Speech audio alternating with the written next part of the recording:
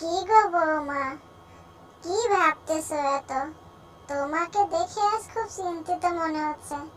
কি হয়েছে বলো তো? কোনো সমস্যা হয়েছে নাকি? হ্যাঁ মা, কিছু তো সমস্যা একটা হয়েছে। আপনার ছেলে তো আর জমিদারের জমি চাষই করতে চায় না। যে ফসল আসে তার থেকে 3 ভাগের 2 ভাগ জমিদারকে দিতে হয়। আপনি তো জানেন বাকিতে আমাদের সংসার কেমনভাবে চলে।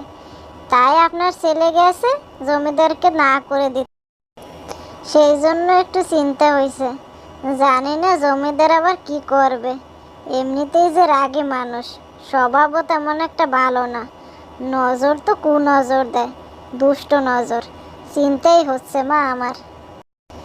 এই জমিদারের স্বভাব ভালো না।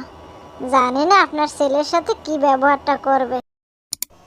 তুমি কোনো চিন্তা করো না বৌমা, আমি এখন বাড়িতে চলে আসছি না। আসতে দাও ওই করিমকে, ওই জমিদারকে। আমি উচিত শিক্ষা দিয়ে দেব। তোমার দিকে দুষ্ট নজর দেয় সেজন্য উচিত শিক্ষা দেব, আর এই যে ফসল কম দেয় সেজন্য আমি উচিত শিক্ষা দিয়ে দেব এবার। ও জমিদার হলে আমি জমিদারের জম।